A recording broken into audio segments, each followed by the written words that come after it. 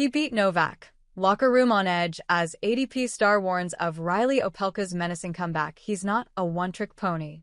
Sometimes, a lot of these big guys, people think they're one-trick ponies. Reilly Opelka's traveling coach Denis Kudla said earlier this season, in January, while emphasizing on the 6 feet 11 inches ATP pro's potential. He has got a lot of variety. He is a very all-around, good tennis player, he further added.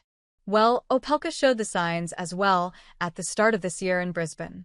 Who can forget his heroics in an impressive campaign where he effortlessly stunned Novak Djokovic? Now, his compatriot Tommy Paul has also stressed on the fact that the tall guy is more than just his intimidating stature.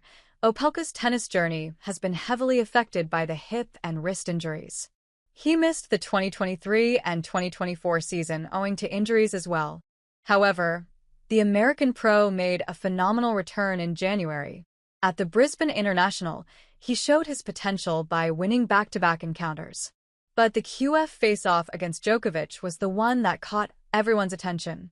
Although it was their maiden face-off in an ATP event, Opelka totally dominated the Serbian, clinching the match in straight sets 7-6, 6-3. "I just focused on hitting my spots," the American said after pulling off the greatest upset of his career. He is the greatest tennis player the sport has ever seen.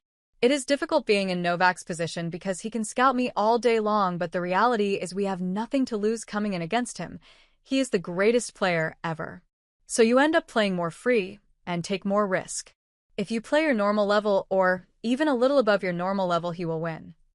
Opelka's Italian Open campaign may have ended early this week, after losing to another compatriot Lerner TN in R128, but he's still in contention in the doubles, where he'll be partnering the fellow American, Tommy Paul. On Sunday, they're going against the pair of Belgium's Sander Gilles and Polish pro Jan Zielinski. Paul, who won his singles opener against Spain's Roberto Bautista Agut on Saturday, sat down with Tennis Channel for a brief conversation, where he heaped praise on Opelka as well. "He's playing. That's the number one thing with Reilly. When he's on court, it's always big. He's obviously had a lot of time off, and we are all so happy seeing him back, seeing healthy," Paul said. Citing Opelka's famous clash with Djokovic in Brisbane, Paul further added, "He just needs matches. He can beat everyone. He beat Novak this year, you know. I mean, everyone kind of forgets about that, but I'm sure he's going to be fine. He's excited that he's out here on tour and playing big matches." And it's not only Tommy Paul who rates Opelka high. Even a former U.S. Open champion believes Opelka can create a huge impact going forward this season. Back in January, ex-ATP pro Andy Roddick had shed light on Reilly Opelka's prospects this season. In an episode of his Served podcast, he expressed his admiration for the tall guy's on-court skills, especially his speedy serves and ball striking abilities. Roddick said, "I promise you, man, no one wants to play him. No one wanted to play him, and no one wants to play him now. He is exciting. No, not a single person. He's probably the biggest number one thing where top player is going. No, don't want him any part of him the first 3 rounds of the Australian Open." Even former WTA icon Rennie Stubbs praised Opelka's comeback earlier this season. After he ousted Djokovic in the QF of the Brisbane International, Stubbs wrote on social media, "I'm truly so happy for this guy. He's been through hell the last few years with his injuries, and this is a great story of resilience. Well done, mate."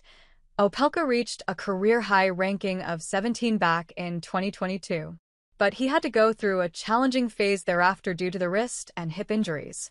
The absence from the tour for 2 straight seasons pushed him out of top 100.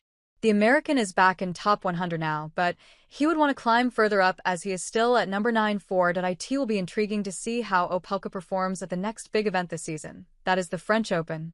What are your thoughts on his chances at Roland Garros? Will he make a strong impact? Let us know in the comments below.